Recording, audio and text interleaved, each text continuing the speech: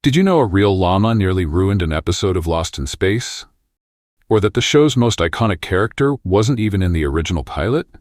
Whether you're a longtime fan or just love strange behind-the-scenes stories, here are the surprising things most people never noticed about Lost in Space. The robot and Dr. Smith were never in the pilot. The version of Lost in Space that fans love almost didn't exist. In the original unaired pilot called No Place to Hide, there was no Dr. Smith and no robot. The story focused only on the Robinson family and Major Don West. It was more serious and had no comic moments. But after watching the pilot, network bosses said it was missing excitement. So they added Dr. Smith as the villain and the robot as his tool.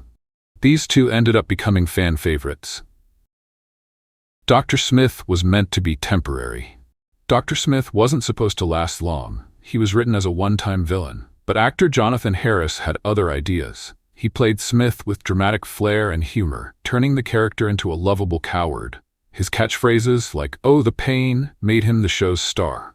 Fans loved him, and the show shifted from serious sci-fi to fun adventure. Special guest star was a clever trick. Even though he was in every episode, Jonathan Harris asked to be listed as a special guest star in the credits. This was unusual, but it made him stand out. It gave the character of Dr. Smith more weight and fit his personality, always thinking he was more important than everyone else. It also gave Harris more recognition in the industry. The Great Vegetable Rebellion.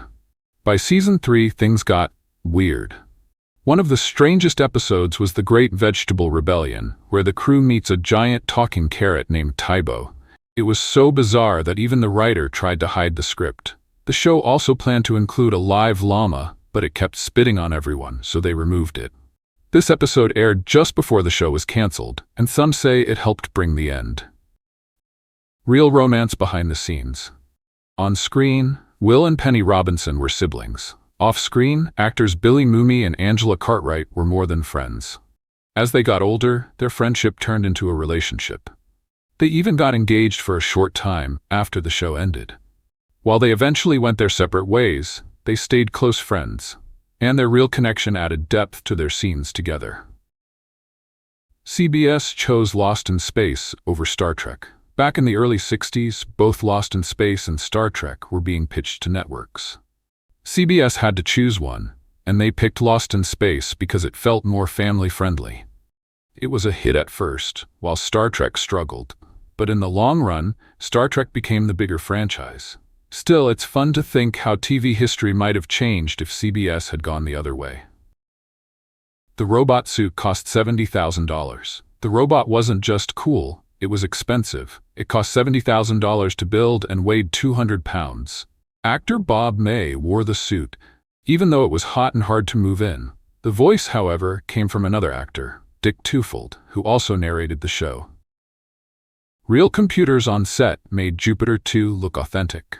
Instead of cardboard props, the Jupiter 2 featured real Burroughs B205 computers. These machines, used by U.S. agencies in the 1950s, gave the ship a genuine futuristic look. Though non-functional during filming, their blinking lights and sleek panels helped make Lost in Space feel high-tech and visually ahead of its time. Lost in Space might seem campy now, but behind the cheesy aliens and dramatic one-liners were creative risks, bold ideas, and some real sci-fi TV history. From expensive robots to real computers, the show broke ground, and these little-known facts showed just how unique it really was.